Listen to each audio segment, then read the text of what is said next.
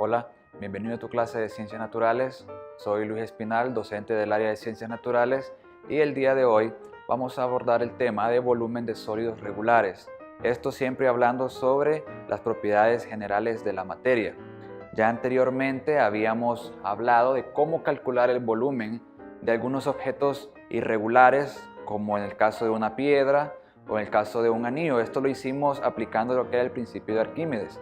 Pero el día de hoy aprenderemos a calcular el volumen de sólidos irregulares como este cubo que podemos apreciar aquí en pantalla. Antes que nada vamos a plantear los objetivos para esta lección, el cual es identificar las fórmulas matemáticas para calcular el volumen de objetos regulares, aplicar fórmulas en la resolución de ejercicios relacionadas con volumen. El concepto gira en torno a lo que son sólidos regulares y fórmulas matemáticas. Otros recursos adicionales los puedes encontrar ahí en la plataforma, específicamente con ejercicios, otras lecturas complementarias asignadas por el tutor y guías de trabajo. Comencemos entonces, antes repasando lo que es esta propiedad. Recordemos que el volumen es el espacio que ocupa un cuerpo y al ser una propiedad general de la materia, esta, ¿verdad?, es característica en todos los cuerpos, es decir, en todo lo que nos rodea. Las unidades de volumen en el Sistema Internacional de Medida es el metro cúbico, pero también podemos encontrar otras unidades como el centímetro cúbico, el mililitro, galón, entre otras. Pero, ¿cómo calcular el volumen de un sólido regular como el mable que podemos apreciar aquí en pantalla? Bien, para ello hacemos uso de lo que son las fórmulas matemáticas ya establecidas. En la siguiente tabla vamos a encontrar las fórmulas, ¿verdad?, de objetos regulares de acuerdo a su forma. Podemos observar que la fórmula para calcular el volumen del cubo se define como el área al cubo, es decir, lado por lado por lado. Si la forma del objeto es de paralelepípedo, la fórmula que vamos a aplicar es largo por ancho por alto. Si es un cilindro, la fórmula es pi por radio al cuadrado por la altura.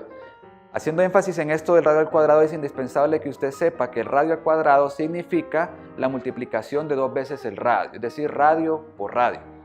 Si la forma del objeto es esférica, entonces vamos a aplicar la fórmula de que el volumen es igual a 4/3 multiplicado por pi por el radio al cubo. Para que entendamos mejor y apliquemos esto a la vida real, vamos a resolver un ejercicio que se puede presentar en cualquiera de los casos. El ejercicio dice de la siguiente forma. Don Ernesto tiene un cilindro para almacenar maíz, el cual tiene un radio de 0.5 metros y una altura de 3 metros.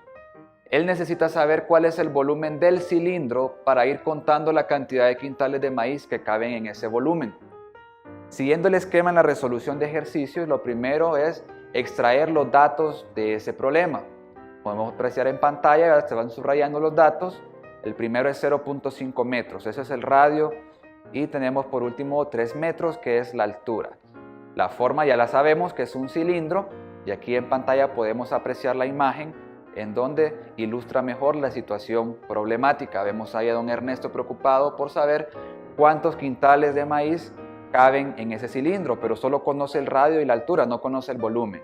Entonces, ¿qué es lo que tenemos que hacer? Bien, de las fórmulas matemáticas que les presenté anteriormente, vamos a escoger la que más se asemeja al problema.